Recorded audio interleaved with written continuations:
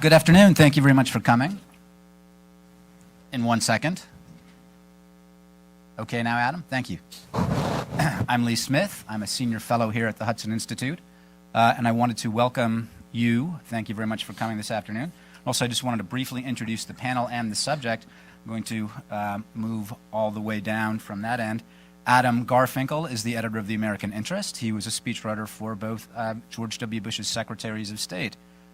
Hillel Fradkin, a colleague of mine here at Hudson Institute, is a senior fellow, where he directs its Center on Islam, Democracy, and the Future of the Muslim World. He is also co-editor of The Current Trends in Islamist Ideology. Robert Satloff is executive director of the Washington Institute and author of, among other books, Among the Righteous, Lost Stories from the Holocaust, Long Reach into Arab Lands. And to my immediate left is Tamara Kaufman-Wittes, a senior fellow and the director of the Saban Center for Middle East Policy at the Brookings Institution. She served as Deputy Assistant Secretary of State for Near Eastern Affairs from November 2009 to January 2012. The subject of our panel this afternoon is, does the Obama administration have a Middle East policy? By way of a brief introduction, I wanted to read you very quickly a passage from one of our panelists here, from Adam Garfinkel's four-part series on the American Interest blog titled Obama's Middle East Recessional, which I recommend to you all very highly. With unprecedented instability in the Middle East, writes Adam Garfinkel, important stuff is going on, but we on the outside can only infer what it is. We know most of the discrete decision points, what to do about the Syrian civil war, how best to stop or limit the Iranian military nuclear program, what to do about a refracturing Iraq, among a number of other questions. What is striking about these decision points is how many of them there are right now, and how diverse, difficult, and intertwined they tend to be. This is not normal. That observation in turn leads to other questions. Does the Obama administration have a strategic theory of the case as regards the region as a whole that can tie all of these discrete points together in some overarching logical framework? And is that theory of the Middle Eastern case, if it exists, consciously related to global strategic objectives of some sort? And with that, I'm going to ask Adam to kick it off this afternoon. Thank you, Lee. It's true, I did write this four-part essay, this long essay, and I want to tell you why I wrote it. First of all, it's part of my job to write these things.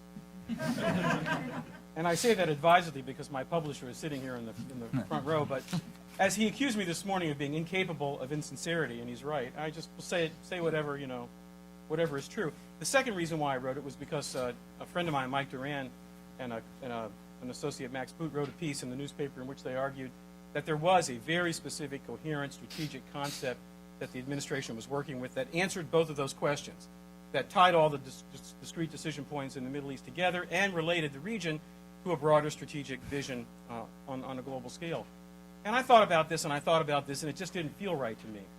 So I thought about it. I tried to taxonomize ways that presidents have related to the formal and less formal strategic concepts over the last 40, 50 years.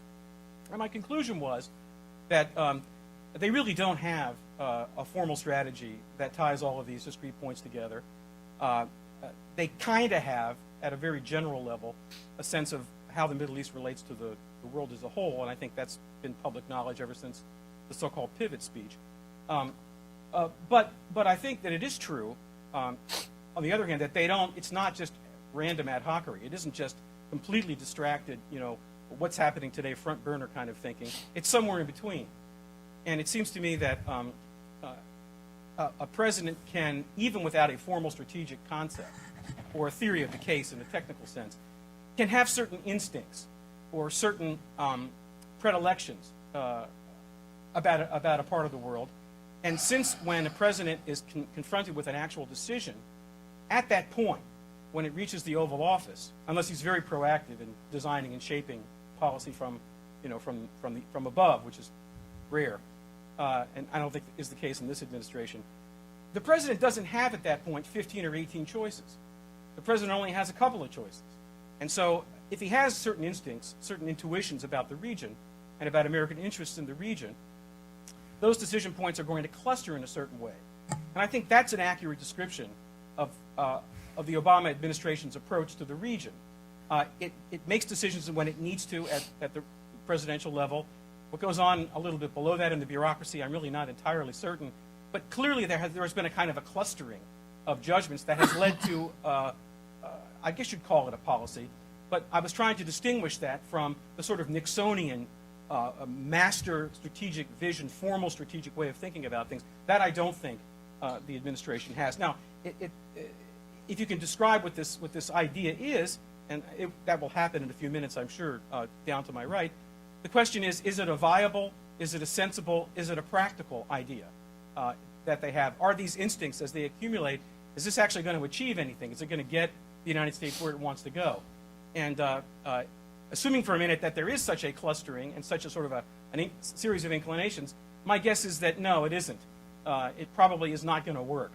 And it has to do a lot with the assessment of the sectarian conflict in the region, the danger or lack thereof that potential Iranian hegemonism poses, and so on.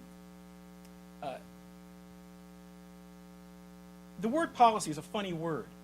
We throw it around all the time as though we know what it means. But Ernie May, a long time ago, I think sometime back in the 60s, wrote a very interesting piece in which he analyzed what the word policy actually meant. Was a policy of, where did it fit in the ranking of the levels of abstraction with which one can conceive of and act on ideas about foreign policy?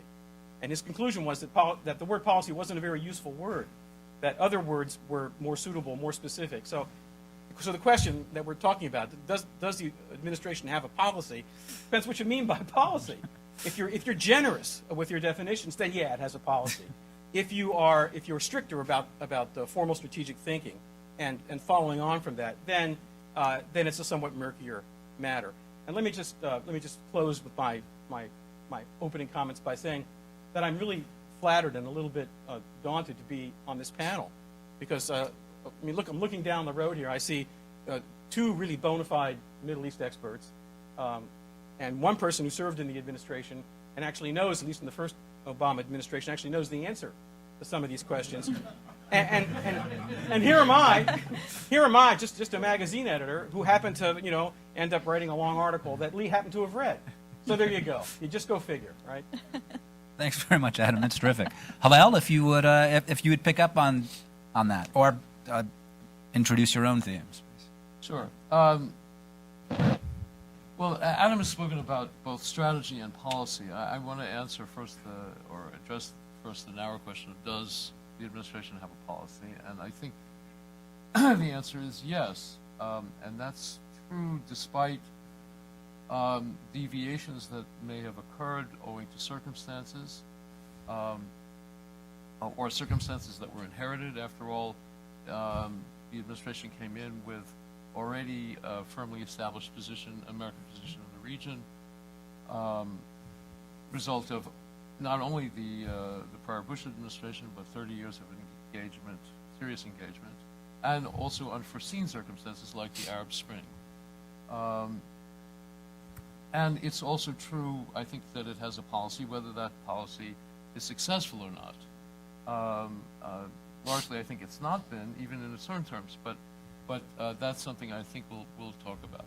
And I want to, by way of addressing your question, what is a policy, provide a statement that was cite a statement that was recently made by Caitlin Hayden, who is the spokeswoman for the National Security Council, who said as follows: "It continues to be our policy that we shall undertake the least action necessary to mitigate threats." This was said in the context of a discussion of Syria, but I think it is meant as a policy, a fair statement, a succinct statement of what the policy has been all along, which is to mitigate threats. Put it another way, the administration has looked at the Middle East as a source of threats. And what that leaves out, I think, is to look at it as a region in which we have very pronounced interests, or a region in which we have very spectacular or inviting opportunities for a strategy. But this, I think, is a policy. It has been the policy from the beginning. And as I said, it's not that, it wasn't a policy that could be completely expressed at the beginning because the United States was already engaged in such a way as to look at the region differently. And over 5 years, the administration has been informed by this view of things.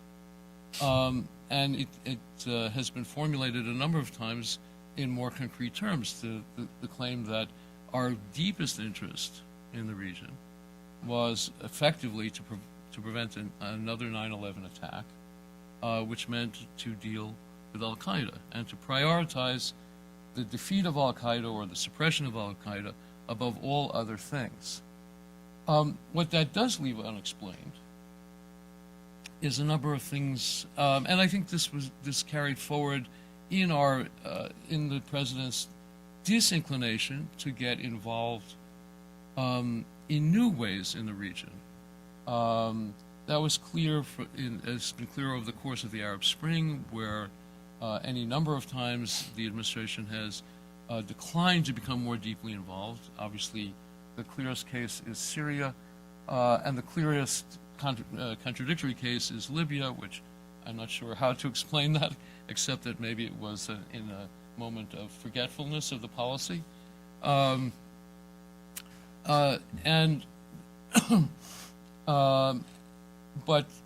any number of times the president has said, we're not getting deeply involved in the Arab Spring. And he was quoted as saying early on that the Arab Spring revolutions were organic revolutions, which are the best kinds of revolutions, which I took to mean the kinds of revolutions that are done entirely without the benefit or demerit of outsiders, namely us.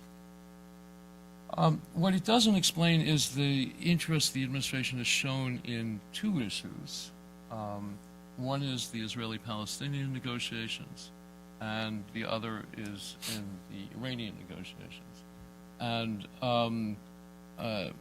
I don't think that's either of them is explicable entirely in terms of a policy that is entirely devoted to reducing one's exposure to threats. But so I don't have an explanation for how that fits together with things, except that the Israeli-Palestinian negotiations are practically speaking the most long-standing activity of American foreign policy in the Middle East. And the president, as far as Iran is concerned, the president's commitment to reduce nuclear proliferation, which would have to do with a consideration that lies outside of the Middle East. That, I think, is what the policy has been. I would say at the present time that it has not met its own test, and that is to say, it has not reduced the threat from al-Qaeda or from terrorism in general, and that's the conclusion the administration, or parts thereof, have come to themselves. Jim Clapper gave testimony a week ago, 2 weeks ago, that as a result of the Syrian civil war, we now have we've not created, or there has come to be, we haven't created, but there has come to be a concentration of terrorists in Syria that are thinking about attacking us once they get done attacking one another. Rob, would you like to? Thanks. Sure. Thanks very much, Alan. Thank you, Lee. Thank you for bringing together this panel. There are indeed more than two Middle East experts on this panel. I come from an intellectual tradition which suggests that I can start by saying, I think we need to change the question. Always a clever ploy. Very popular. Adam already beat you to it by saying let's change the word policy. So, but, all right, I want to see how you twist this. Because I don't think presidents act this way. I don't think presidents approach issues this way. I think a better way to begin, and I think certainly appropriate for this discussion, is how do presidents prioritize? And because that will give us the answer, at least what I think is the answer to this question. And there is and I should add one more note to this. In this administration, it is indeed a question of how do presidents prioritize. This is an extraordinarily top-down administration. Decisions flow from the White House, and we have all sorts of evidence to support that. My somewhat pop psychological answer to this question is that this president looked at the Middle East from the very beginning and said, I'm allergic, stay away. This is nothing but a swamp. My predecessor and my predecessor's predecessor got stuck in this swamp.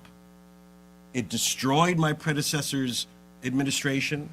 It was the worst year of my predecessor's predecessor's administration. I'm not getting involved. Come hell or high water.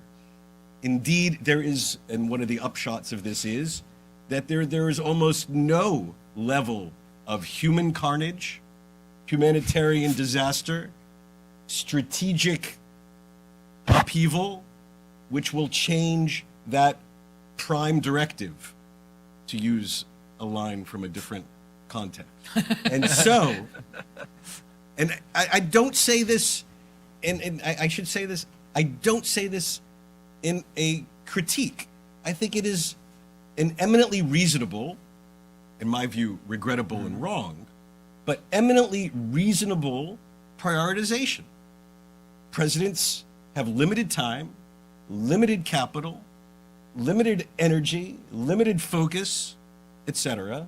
And the way I look at it, President Obama decided he has other priorities that are a better use of his time and are more likely to achieve important accomplishments for the American people than investing it in a grand strategy to redesign the Middle East or a grand strategy to resolve the region's conflicts, etc.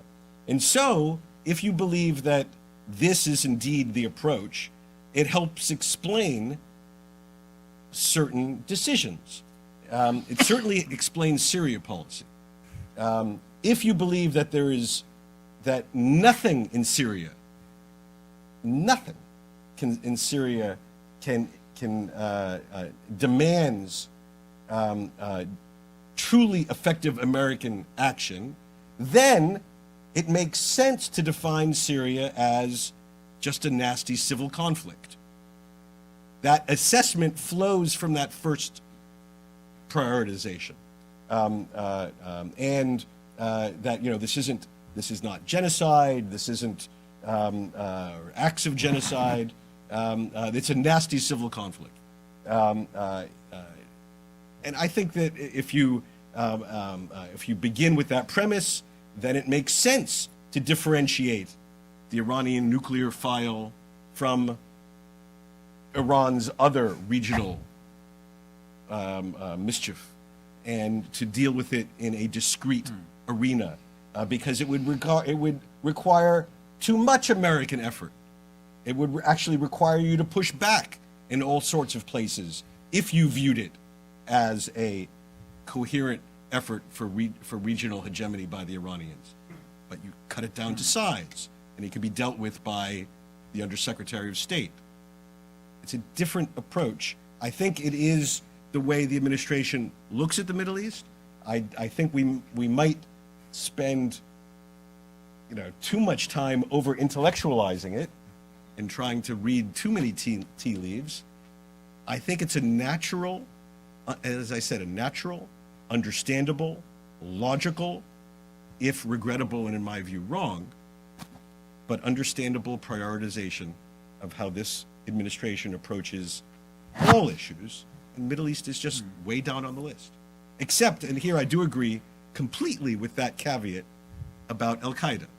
The president is personally associated with the battle against Al-Qaeda, and just my last sentence, I think we may even end up with the extraordinary irony before this administration is over, of the administration, in fact, using military force against Al-Qaeda in eastern Syria, ironically coming down tacitly on the side of Bashar al-Assad because we are so committed, and again, logically so, to the fight against al-Qaeda. Thanks, Rob. That's terrific. Thanks. Tamara? Okay. Well, Lee, thanks for the invitation, and thanks to all of you for some thoughtful comments. I will give my own views in a minute, but first I just want to pause and mark the passing of one of the true greats of U.S. Middle East diplomacy that we learned of today. Ambassador Sam Lewis has left us. He was a friend and a mentor to me, and I think probably to many people in this room. So thinking today of Sally and Sam's family, and grateful for all the time that we had with him. Let me try and provide, I think, some context for the administration's thinking about the region, and then pick up on some of the comments of my predecessors here in trying to assess where I think we are. Because I think in some ways what Rob described may have been a going-in presumption for an administration that was looking at the lessons it saw emerging from its predecessor's experience, but I don't think it's a good description of where we are now. I think where we are now might be somewhat closer to Adam, but let me see if I can put a little bit of a frame around it. So I think there are four key dimensions of the world that the Obama administration is facing in the Middle East that we have to consider. Some of them are here at home, and some of them are in the region. The first, of course, is the end of these military engagements in Iraq and Afghanistan. The end, too, of a long period where, since the Iran-Iraq war and then the Gulf War, evicting Saddam from Kuwait, where the U.S. military presence in the Gulf was, from that time on, sort of abnormally high, and is now on a glide path down to something more like its historic levels. We are also at a moment where the United States, for the first time, is facing the prospect of energy independence, which we can debate the strategic significance of. I certainly would be a skeptic there, but there's no question that it alters our political discussion and therefore our policy discussion in ways we have to reckon with. Third, we have, of course, the earthquake of the Arab uprisings and the ongoing struggle over the region's future. And fourth, we have, partly as a result of some of those other things, a trend within our own body politic, which is a historically high reticence to engage in global affairs at all, much less a messy, complicated place like the Middle East. And we've seen this in poll after poll, the Chicago Council poll last year, the Pew poll that just came out, reinforcing these are historically high levels.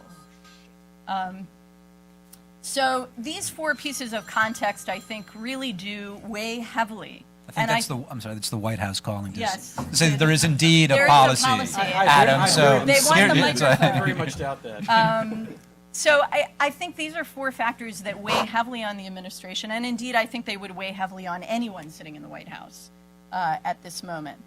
They also weigh on the actors in the region, and they are creating, quite naturally, I think, a certain degree of anxiety within the region among friends and foes about what the nature of the American role post-Iraq, post-Afghanistan, post-war on terror paradigm, post-energy independence, what does that American role look like? And we're seeing, as a result of that, some tensions between the U.S. and key partners. We're seeing divergences on a lot of different specific policy issues around the region, from Bahrain to Egypt to Syria to Iraq. We're seeing those actors lobbying the White House intensely for their preferred policy options, and a strange kind of demand for deeper American engagement, even though different actors in the region don't necessarily agree on what kind of American engagement they would like to have. And so the White House is dealing with all of that as well. And it's interesting, if you take all of those things together, this liminal period, I think, for U.S. policy in the region, and the anxiety in the region as a result. The president goes to UNGA last September And he gives a speech that basically does a few things. Number one, and if you remember, it was a very clear and pretty narrow enunciation of American interests in the Middle East, those same enduring interests that we've been operating on for half a century. Protection of key allies, combating, it used to be communism, now it's violent extremism, protecting the free flow of energy to global markets, that same list of consistent American interests, and a narrow focus on a few key issues, particularly the Iran nuclear question and the Middle East peace process, as a mechanism for pursuing and preserving those interests.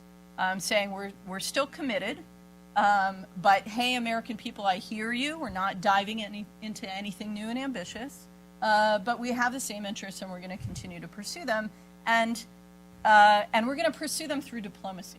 That was, I think, the core driving force of the speech. There's demand for American engagement. We get that. The mechanism for American engagement will be diplomacy.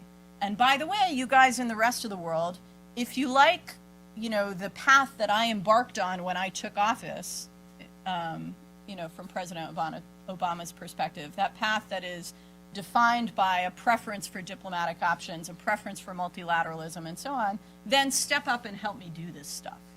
That was the Younga speech. Now, the question is whether that's sufficient, okay? It is a policy. I don't think it's ad hocery, but it's pretty narrow. Is it sufficient? I would argue that it's not, and that it's leaving out some big important things. Number one is, of course, that earthquake of the Arab awakening, and the fact that there is a struggle underway for the future of the Arab state system and for the future of the Arab world. And we can look at any given country and say it's a struggle between Islamists and secularists, or it's a struggle between Sunni and Shia, but I think it's actually bigger than that. And I think in many ways, as we see it evolving, it is also a struggle between violent actors and nonviolent actors, if I speak about it in very broad terms. But at bottom, after a half century where we've been a status quo power in the region, there is no status quo to defend. Everybody in the region is a revisionist actor, and so are we. And so the question is, what's the vision for regional order that the United States believes will secure its longstanding interests into the future? And so if you ask me what's the missing piece in American policy, it's the articulation of that vision. Now, I think there are moments when the president started to do this. The May 2011 speech was a beginning of this, where he said, that stability won't return to the region until governments reform in ways that respond to the demands of these populations that were rising up. That's a piece of a vision, but it's not a full vision. I worry that in the absence of such a vision, you do tend to revert to the things that, as Secretary Albright used to say, the fires that are burning when you wake up in the morning, to a threat-based approach. And I think without grasping this nettle, figuring out what the United States needs the Middle East to look like for its own reasons, and making that clear to friends and foes and to the world and to the American public. Without doing that, we might end up with a policy that is like the one Rob ended with, that is fixated on the emergent security threats in this turmoil, that's fixated on al-Qaeda, and ironically, President Obama could leave office with a Middle East policy that's exactly the one that he said in his Cairo speech he wanted to get away from. So let me stop there.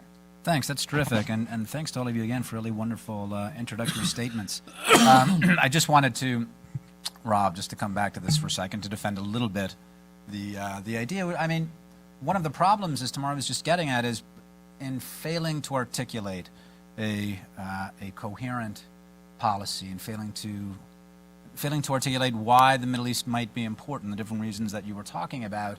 I think that we're left with breadcrumbs. We're trying to figure out what's going on here. If there is and for me as a journalist like Adam, I'm interested in narratives. how we try to tell a story and how we try to put these things together.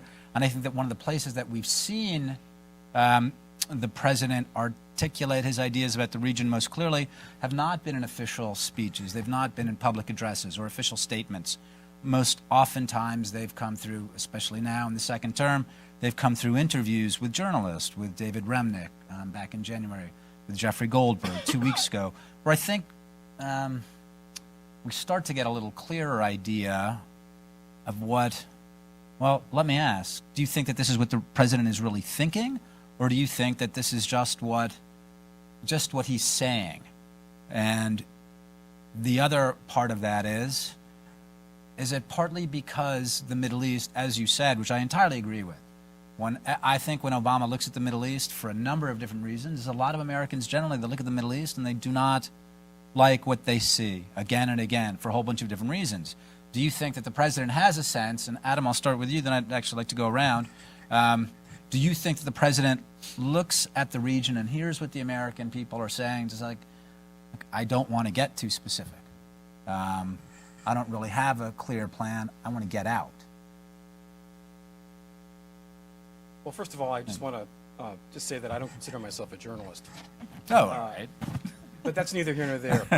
I really was fascinated with the comments that came after me because I think we're actually not very far apart in a lot of what we think. I certainly agree with Rob, for example, that in the beginning this was basically a keep-away zone. It was like, don't let this place hurt me.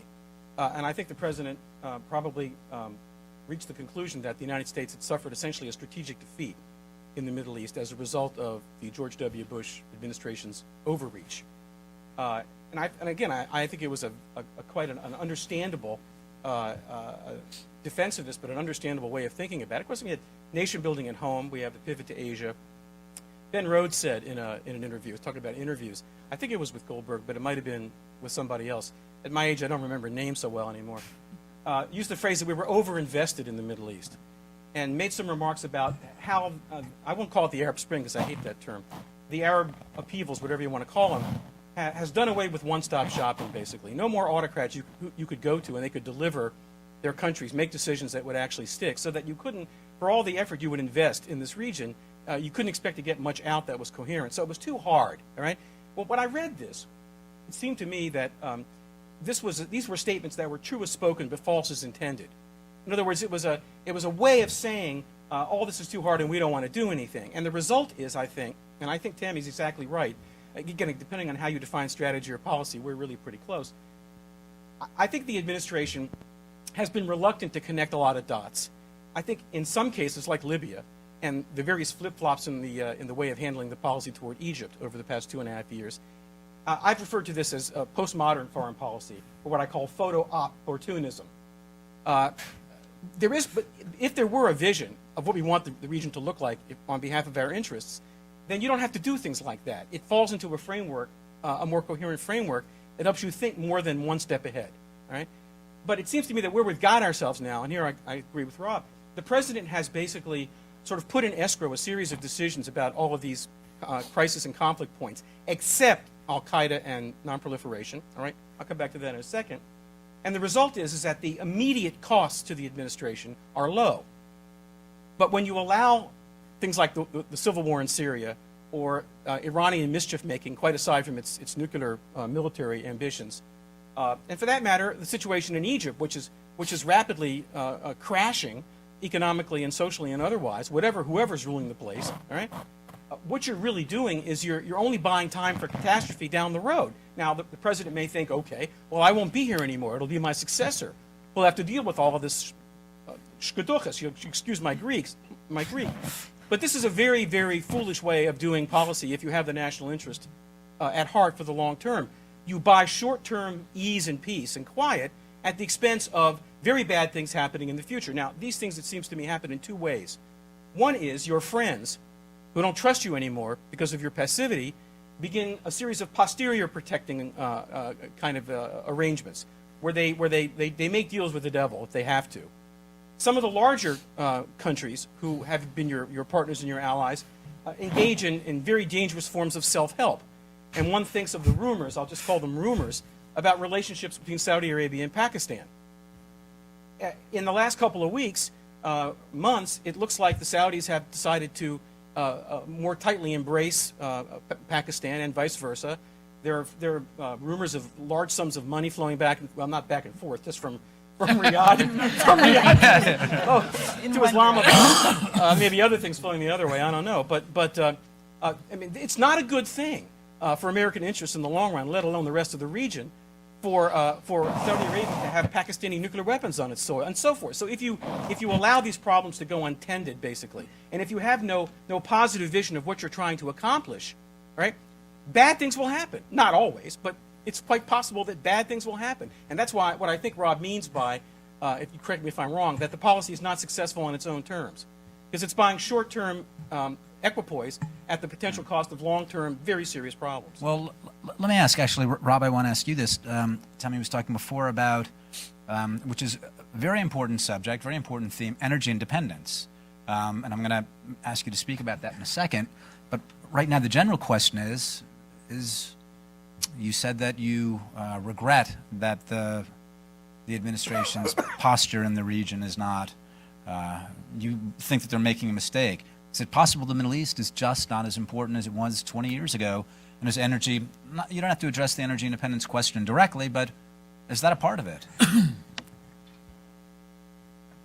Look, I think, first of all, I feel terrible about our policy because millions of people are dying needlessly. Hundreds of thousands are dying needlessly. Millions are displaced. Hundreds of thousands are eating bark and leaves. And U.S. policy towards Syria is to help feed them when they get out of the country, but to do remarkably little to prevent them from facing this disaster inside their country. I feel horrible because it's the one country where our humanitarian needs and our strategic interests match and overlap. And I feel terrible that the first order decision, namely that there is nothing that we will do to change the situation, has led to a position where every senior administration official has gone to the president to ask for a change in our policy over the last 18 months or so, and longer. And the president has decided not to. So this is a partial response to the comment that this is the way we started, but it may not be the way we are. I think it's still the way we are. I think Syria is an excellent example of how that first order prioritization still governs. So you ask, I mean,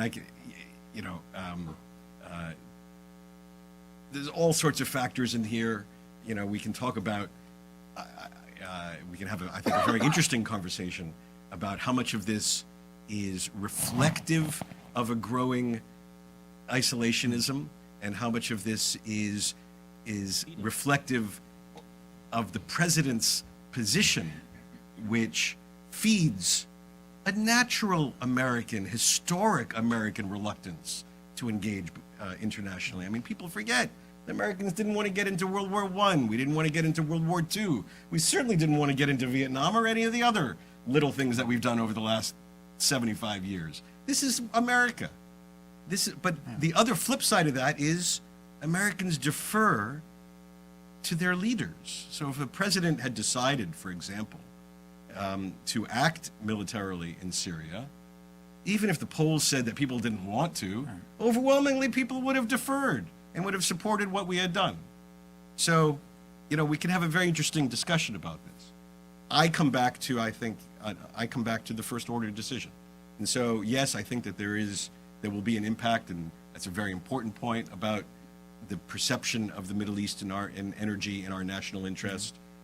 Clearly, you cannot have a James Baker in 2014 explain away an American military involvement in the Middle East by saying it's all about oil and it's worth 500,000 soldiers, as he said in 1990. Those days are gone. Does it mean that there is no rationale that the American people would accept from their political leaders for engagement in the Middle East today? I don't accept that. If you can just elaborate a little more on Syria, if we can come back to this. You said both where humanitarian interest and strategic interests intersect. If you can just talk a little bit more about that and why you think, you've already explained why you think the administration is not going to budge under any circumstances.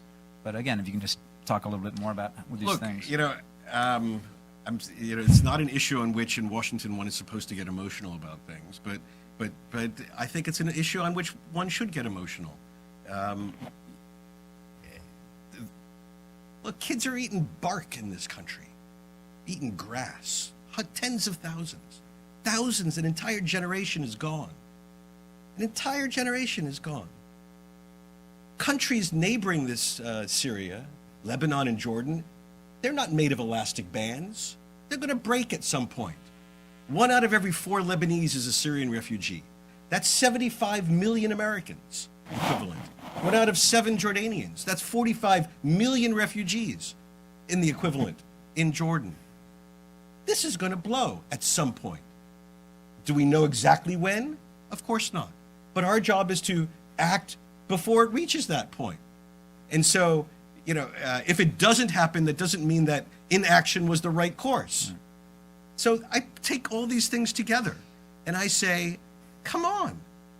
This is exactly the case where we should be engaged, active, making sure that our strategy is not just giving food and tents to kids when they make it on the other side of the border, as important as that is. Tamara, I'm just going to, and then I'm going to. Yeah, thanks. A couple of things. I had a professor of public policy in college who we, of course, like all public policy classes, we did a lot of simulations, and he used to say to us in class, bleed now here in my class so you don't hemorrhage later out in the real world. And that's medically maybe not such I understand an it's a accurate, figure, yes. yeah, it's figurative. But I think that's always a dilemma that you face as a policymaker is, do you take a little risk up front now or do you invest now up front in the hope that it will save you a whole heck of a lot of trouble down the road? And there's always a counterfactual, whether you choose to act or not. And that's where we are in Syria today. Now, I testified before then Senator Kerry's committee in the spring of 2012, right after I came out of the administration, arguing for a different course in Syria. I do think that there were options then to make some investments that might have staved off some of what we're dealing with now, but I don't know, and we will never know. And that's part of the difficulty. I think, though, that, Rob, your point about the domestic politics, I really think you shouldn't undersell the constraint, the hard constraint that this puts on U.S. policymakers. And I think if we had questions about this, look, I'm a foreign policy professional. I think American engagement in the world is important. I believe the president should lead. But I also remember that President Clinton, who campaigned in 1992 on lift and strike, took 3 years to turn around American public opinion and finally do something about Bosnia. Because that was the last time we had levels of isolationism this high in our public opinion. And the constraints today are harder. But this president has made no effort at all. I mean, Okay. maybe I'm missing something. Okay, Has he- all I'm saying is that if you look at the outpouring of fierce public opposition that we saw last September, it's not something you can simply give a speech and wipe away. And I think that for any president weighing that prospect, it's not a simple question. It's a very difficult question. And if you define your legacy as having closed the door on a decade defined by 2 wars in the broader Middle East, it is that much harder. So I think we just have to be honest about that. Halal, I'm sorry, what were you going to say? Yeah, a couple of points. First of all, I want to agree with what Rob said, but it seems to me there are 2 things that need to be explored further: the overlap of strategic and humanitarian considerations in Syria. Humanitarian is clear. Strategic is only clear if it is strategic. I mean, the assumption usually is when people say that is that we have a strategic interest in defeating Bashar Assad, and not only him, but Iran. And the question is whether that is considered by this administration actually a strategic interest.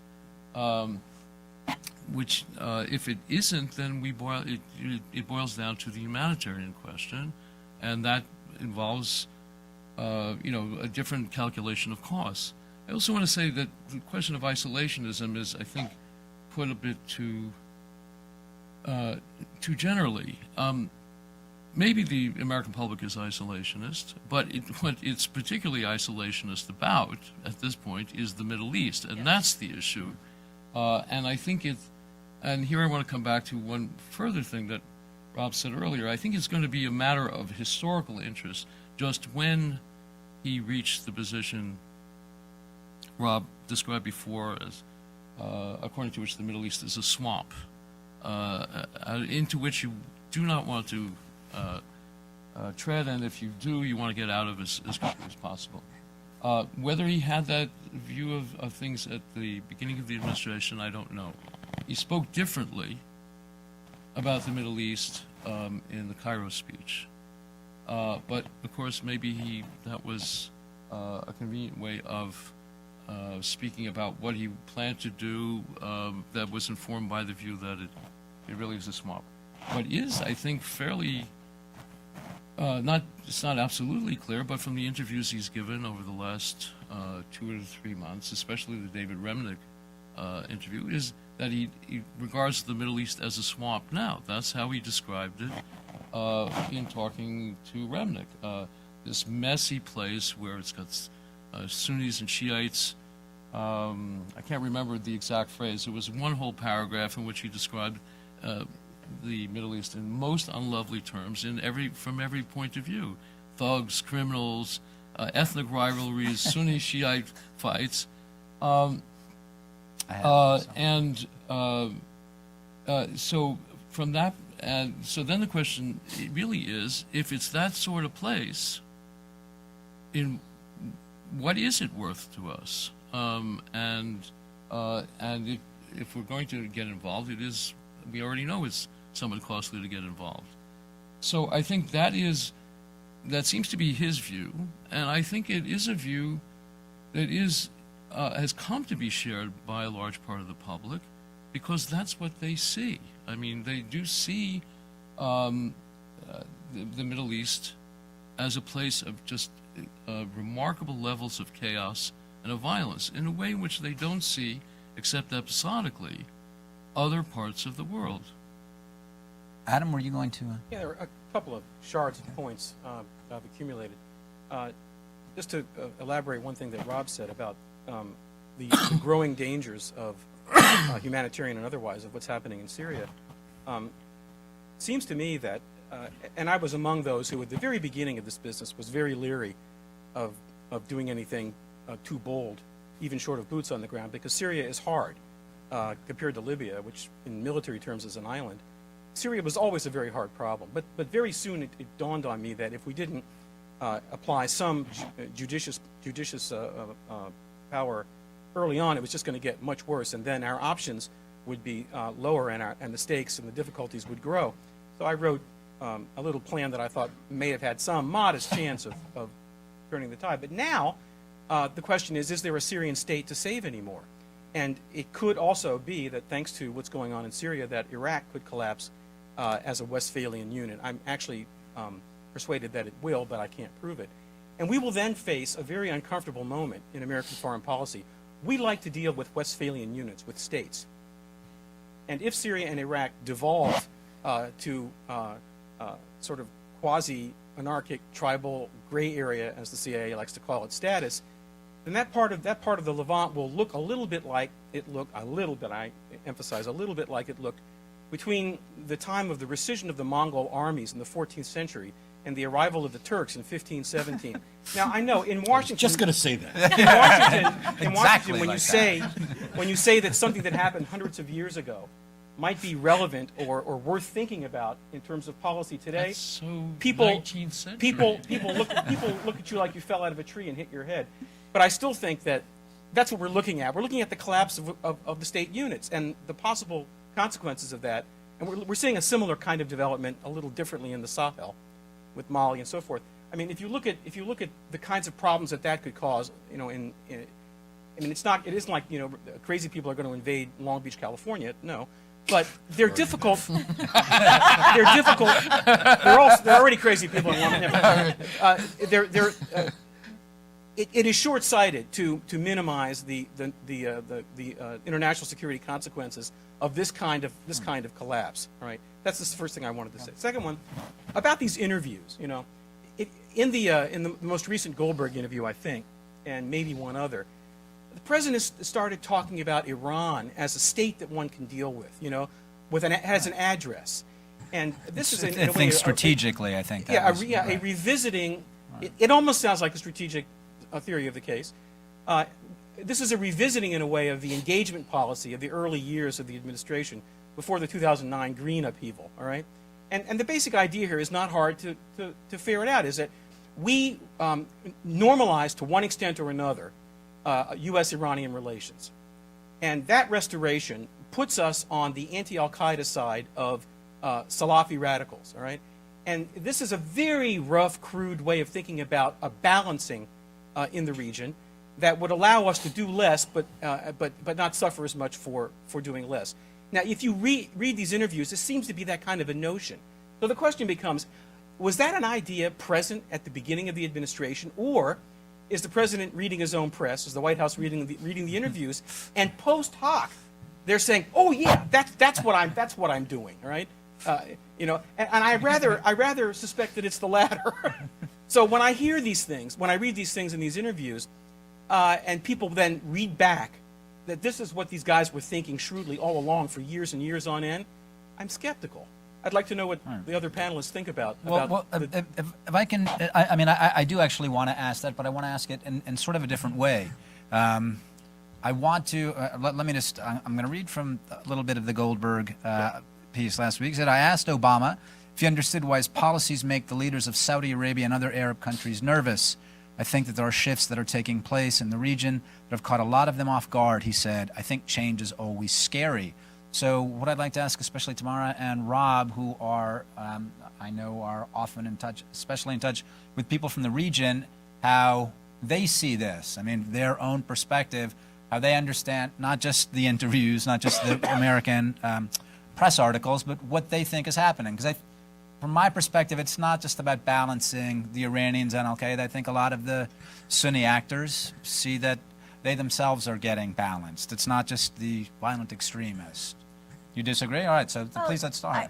I'm not sure I disagree 180 degrees. Let me try and frame it in the way that I think I see it, which is, I think for the Sunni Arab states that survived the Arab awakening, they're keenly aware that what produced those uprisings is a set of deep-seated social changes that also exist within their own countries. I mean, this is a region-wide phenomenon. It's a long time building. It's not over. And every government in the region is struggling with how to deal with it, internally and regionally. And as I said, everybody is a revisionist, okay? But I think where we are today is that there are real differences between the United States and key partners in the region on some big questions like what produced this earthquake, like what is the greatest threat to security, our security, their security, what is required to restore order to this region. Those are big questions, and we don't agree. And I don't know if we will come to agree. And I think some of the other material that you can see in the Remnick interview and the Goldberg interview in terms of Obama talking about those partners, you hear a little bit of that. I think we heard a little bit of that in Bill Burns' speech at CSIS. He said, yeah, there are things we agree on, things we're going to do together. There are things we disagree on, and we're just going to have to figure out a way to deal with that. So this is going to be a bumpy period in those relationships, but underlying all of that is this bigger anxiety that I talked about before, about where's the U.S. going.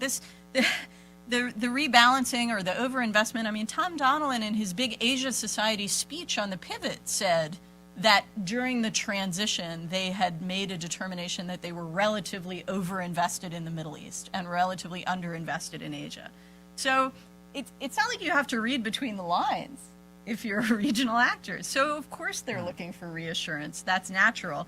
I think any American strategist who wants to rebalance, that rests on the premise that there's a stable region and there are some partners there who are going to help you keep it stable. Neither of those two things are true right now. So there's no capacity. Is that to what you mean when you rebalance. say that all the players in the region are revisionist Yes, right now? that is what I mean. Robin, if I can ask you too, what your sense of what people in the region are thinking right now, looking at us, if it seems coherent to them, or if they're scared, or what's going on? Look, two broad comments. First, the key mini phrase in that paragraph was about change. Right. Change is coming. Get with the program. That's the basic message that the president said. I mean, the interview, got all the headlines for the implicit warning to the Israelis, but that came and went. Actually, the message to the Gulf, the message to the Saudis, was far more powerful, far more portentous, far more worrisome. They're heading for the hills. Change is coming. You know what? The way they read this is, oh my gosh, he's going to resurrect the pillar, and the pillar is Tehran. That's the way they read it, and change is coming. Now, then there's a whole paragraph in there about how the Iranians are not crazy. The Iranians act rationally. Right. We can, you remember who he's talking. We're talking about. We're talking about the, cut off the head of the snake. That's who the Saudis are. They don't want to hear work with the snake. They don't want to hear change is coming. I'm going to be doing business with the snake. They want to hear cut off the head of the snake. So this is very worrisome to them. But let me make a separate comment because it goes back to our original question. Look, when you peel it away, President Obama, in my view, had only 3 real promises about the Middle East when he came into office. 1, Iran's not getting a bomb on my watch. Number 2, I'm going to stamp out al-Qaeda and do everything I can to make sure 9/11 doesn't happen. And 3, I'm going to make a good faith effort on Israeli-Palestinian peacemaking. Lots of other issues in the Middle East, but none of them were real promises. None of them really rose to the level of I'm going to do everything I can on other issues. And I think that those 3 issues, in fact, have been remarkably constant at the core of the president's approach.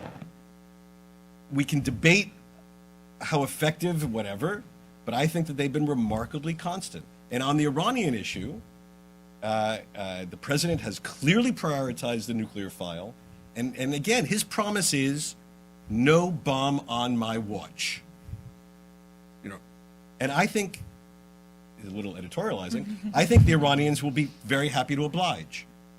Wow. I think the Iranians would be very happy to oblige, precisely because the corollary to no bomb on my watch is I'm not really going to push back with all the might of the United States on all the other arenas in which the Iranians are making mischief in the Middle East.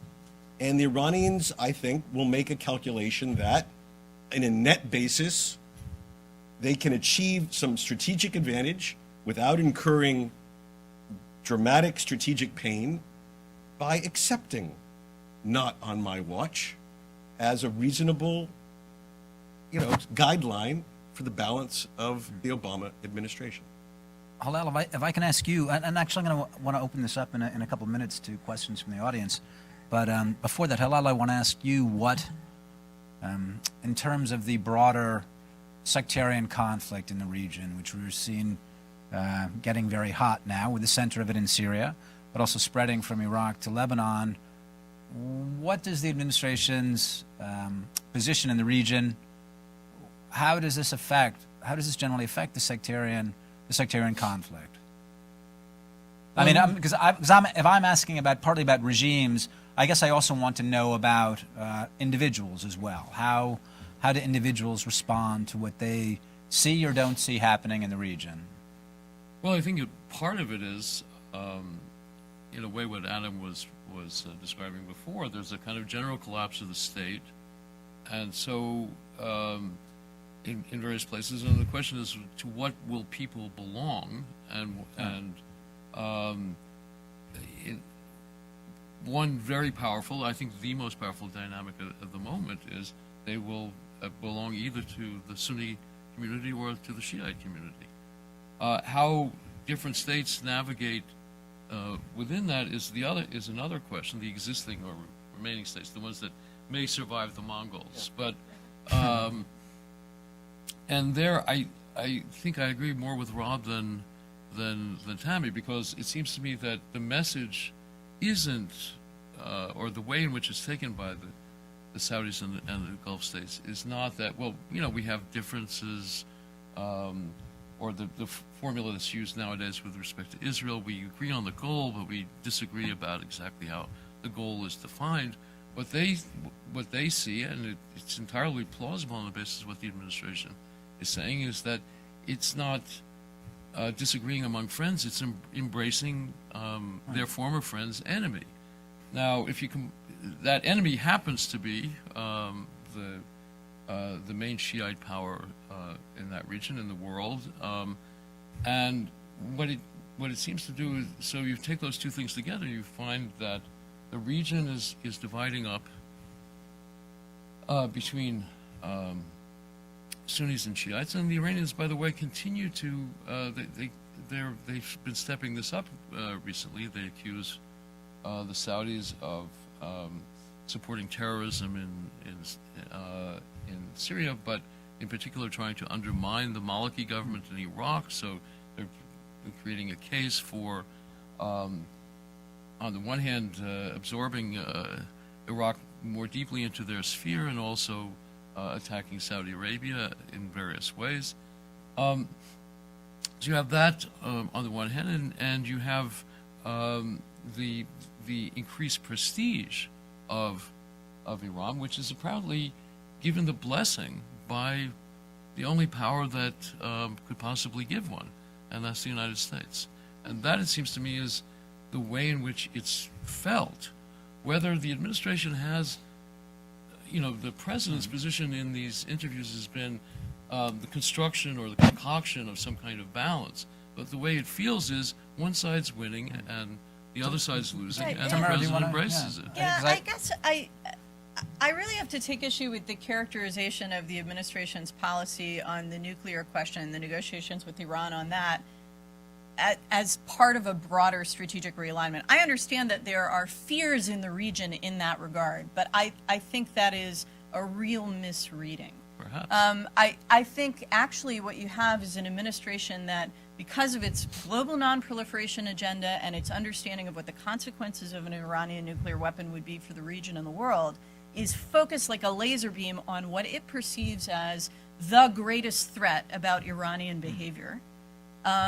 And the regional actors are saying, actually, we would prioritize domestic subversion above the nuclear question as the greatest threat we perceive from Iranian behavior, and we would like you to pay attention to that also.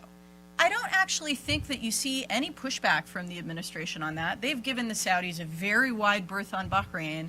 Their support, they and the Saudis are on the same page on Lebanon. I think you see actually a readiness, and with the president going out to Riyadh at the end of March, I would expect that you will see, I don't know how public it will be, but certainly you will see reassurance from the administration on these other dimensions of Iranian behavior. There has already been rhetorical reassurance. The question I'm asking is, what more is the U.S. willing to say it will do, and what will it do on these other dimensions? But I don't see them saying, no, we're not going to push back on these other things because we want to deal with Iran. There was this very brief effort, you might recall, to bring the Iranians into the Syria negotiations. And as I understand it, the clear conclusion on the administration side was that the Iranians they're dealing with on the nukes are not empowered, on Syria, and there's not going to be any positive linkage there. That effort was abandoned. And I don't think they're looking for positive linkage elsewhere in the region. I think they understand that if the Iranians don't get a bomb and they know they're not going to have one, they're actually going to invest more in all those other dimensions. And this is something the U.S. needs to watch. But then everything really does hang on whether the administration achieves its goals Yes. with the Iranian nuclear Yes, it does. negotiations. It Because does. if it doesn't,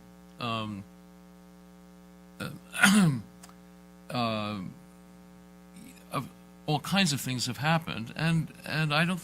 It seems to me the bomb itself is understood to give a kind of, or the way in which we're dealing with it, a kind of,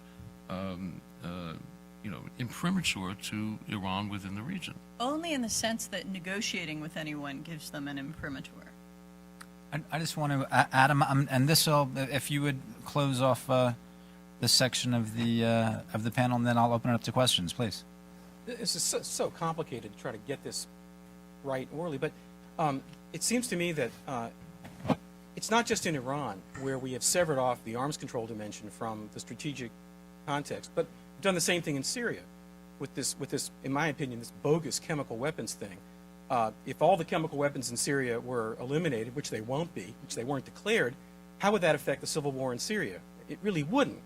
So either this is a kind of autistic way of thinking about foreign policy, or it's deliberate, because if you do connect the dots, then you have to think more broadly and you have to act more broadly. I'm not quite sure which is the case. But back to Iran, I think the reasons why the Saudis and some of the other Gulf countries are so agitated, and that's the impression I have too, is they're not stupid. They reason as follows. Okay, look at the terms of the agreement with Iran, the P5 Iran agreement.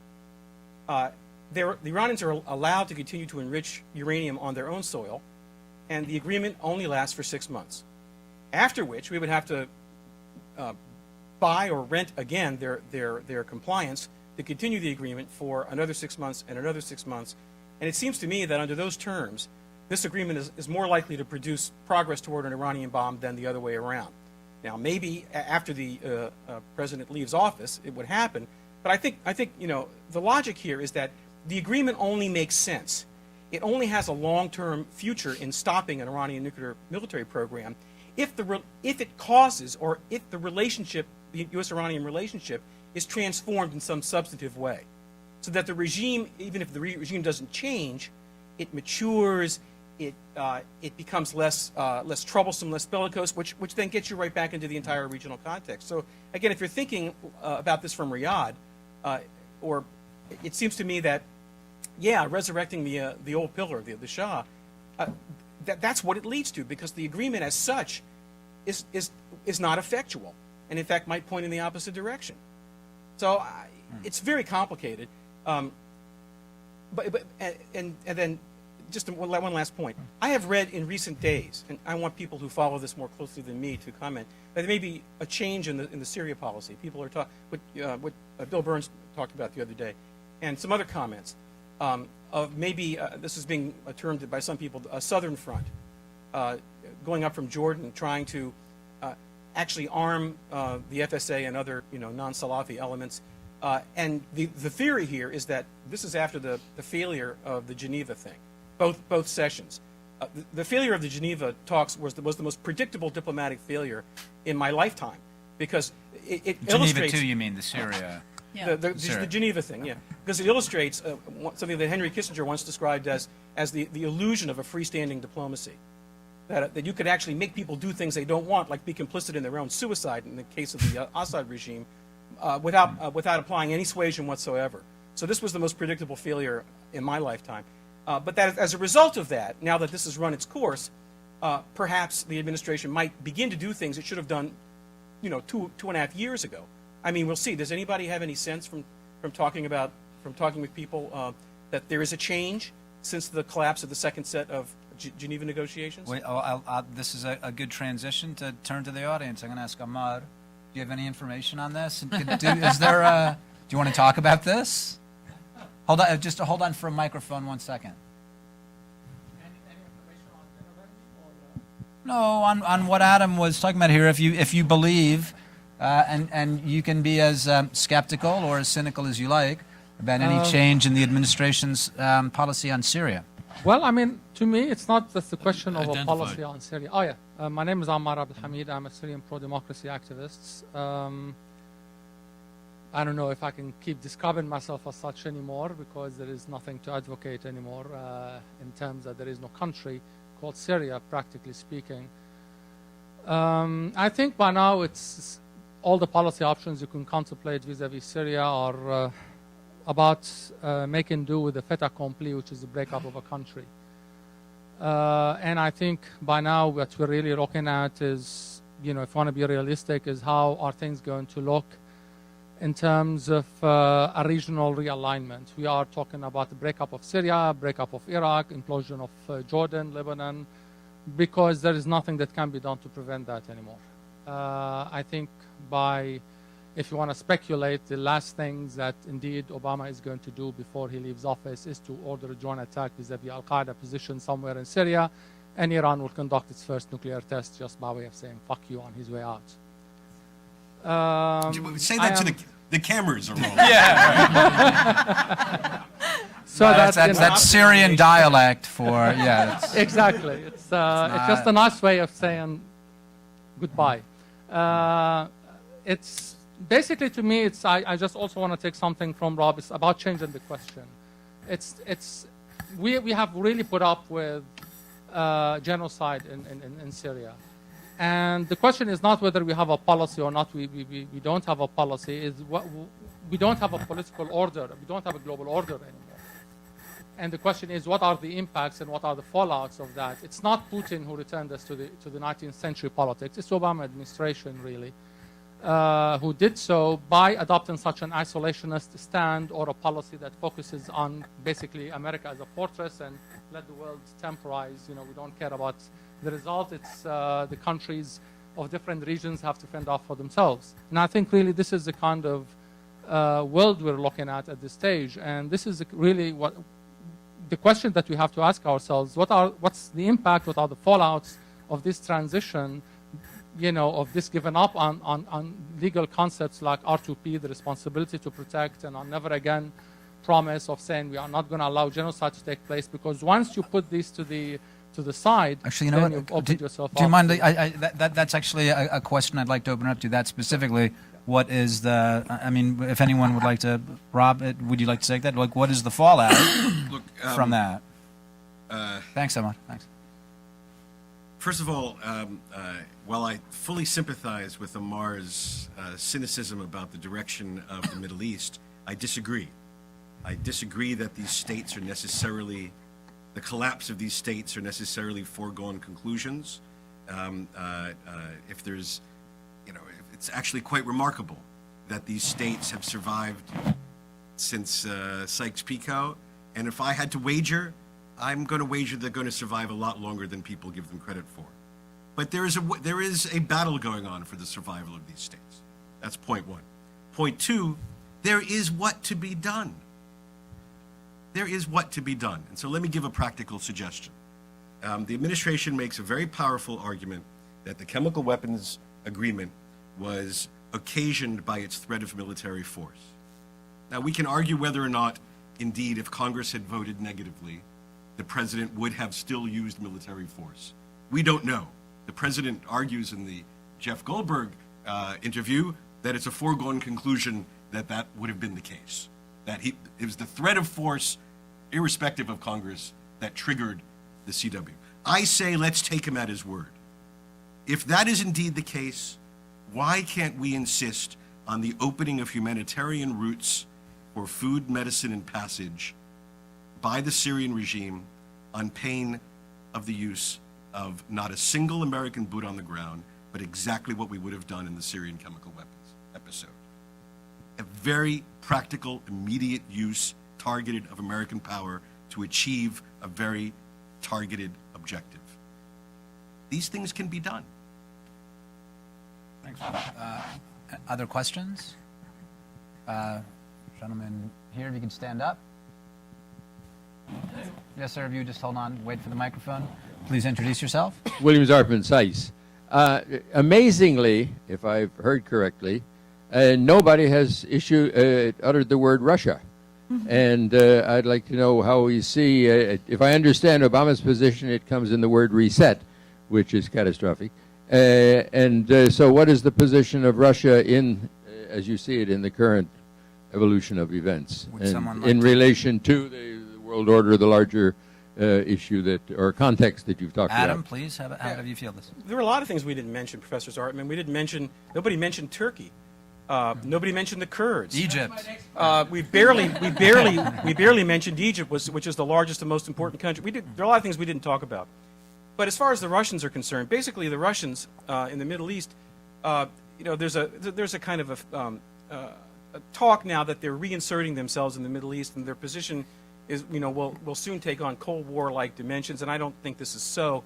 It's a different Russia. It's a much weaker country. They're simply taking advantage of our mistakes, of which there are many. They're taking advantage of our quietude, which is virtually limitless. But do I lose sleep worrying about the Russian naval base at Tartus? Not really. They're not a non-factor, but I would say that the transformation of Kurdish nationalism over the past few years, the political situation in Turkey, which we didn't talk about. Erdogan was one of the president's favorite guys there for a while. Really talked it up. That didn't turn out so hot. These are much more important factors that are peripheral to the Levant, right, than what the Russians are up to, in my view. Dan?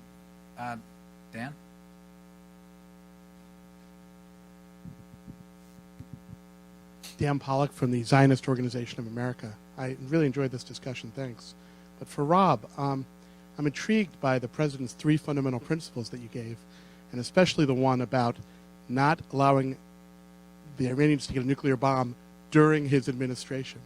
I'm fascinated if presidents really think of that kind of horizon, and if he does, but the Iranians choose not to play along, does that translate to a real willingness to actually do something about it if they decide to go ahead and cross that line earlier? Look, first of all, I don't at all want to suggest there's something sinister here that the president would heave a sigh of relief if the Iranians had a nuclear test the day his successor is inaugurated. No, that's not at all what I'm suggesting. But presidents, they have responsibilities that go from date A to date B, and I think he views that, my job is to make sure they don't get a bomb. I'm not responsible in 2020, I'm responsible now. Now, you're asking the flip side, which is, will the president use military force if indeed, I think the president certainly believes that if his strategy of whatever he's doing fails, and the Iranians, despite the overwhelming logic of the situation, persist in their pursuit of a nuclear weapon, and they are on the verge of actually having a nuclear device or testing a nuclear device, I have no doubt that the president believes that he will use the force of the United States to prevent it. I'm quite sure that he believes that. But you don't believe that. No. I think I believe it. I have no reason to doubt it. But I think Checking your phrasing. No, I have no reason to doubt it. But I think the far more powerful and the sort of determinative principle is that there is this other path of how I work with the Iranians to assure, through diplomacy, through other means, that we never reach that point. I'm just going to ask Tamara, when you asked Rob, do you believe it? Are you quite Yes. certain? Okay. Yeah, look, yes, I think this is one of the most consistent dimensions of his policy throughout his term in office. If I can just come back to these interviews for a second, if we're talking, insofar as the president talks about trying to bring the Iranians back into the international community, how do you, that they can be dealt with at a certain point, and we hope they'll stop doing these bad things they do, how do you manage to do that, to bring them in by stomping on what seems to be the crown jewel of the regime's crown jewel, the Iranian nuclear weapons program? I'm not sure that these two things are possible to do at the same time. I believe a paper in this town called the Washington Post described that and other notions as fantasy, and rightly so. Look, I think there are There are critics in this town and in the region of the Obama administration's approach to the negotiations, the P5+1's approach to the negotiations, I should say, because of their willingness to consider, under certain circumstances, the possibility of some Iranian enrichment. Okay, that goes straight to your question. If the goal was to stomp on the crown jewel, then the demand would be zero enrichment. And we have plenty of backing to make that demand. That's not the demand. And I think we have to take them at their word. They're going to try this. They're going to try it as hard as they can. They're going to play it out as long as they think they're able without costing in terms of seeing the threat escalate. But they might not be able to do it. Who is the they here? The administration, the P5+1, but the administration I'm talking about. They're going to try. This is their preferred path. They may not be able to do it. Their preferred path was a pivot to Asia. Well, they obviously haven't been able to do that. That's the way policy works. You try things. Sometimes they don't work, and then you have to do something else. We already know in the Iran case what this something else is. They've said it and said it and said it. Rob, please. Just on the last point there, because I agree with very much with the response to your question, because we're not trying to stomp on their crown jewel, but there is a sense that this is a binary choice. Either we get an agreement or we don't get an agreement. And I actually believe that the third option is the most likely option. I think the costs of an agreement that America could accept are too high for Iran, and I think that the costs of failing to get an agreement are too high for the administration, because it would compel them to do all sorts of things that they really don't want to do, engage in a level of brinksmanship and possibly conflict with the Iranians. I think that the most likely option is continuation basically of the status quo. 6 months becomes 12, another slice at an interim deal. There's all sorts of other interim deals one can imagine between where we are and the final deal. It's only 2.5 years to the end of the administration. And if we go back to our original point, which was a discussion about willingness to engage and isolationism, etc., remember, if the alternative to even another slice and another slice is warmongering, America is going to choose another slice. We saw that movie play out a couple of months ago. And I think the administration has enormous residual power to define the narrative in a certain way, and I can understand it. And I think that's the most likely, if I had to wager, that's the most likely outcome between now and the end of the term. Thanks. And actually, that's going to end it. So I want to thank Tamara and Rob, Hillel and Adam. Thank you very much for a really wonderful panel and afternoon. Thank you, gentlemen.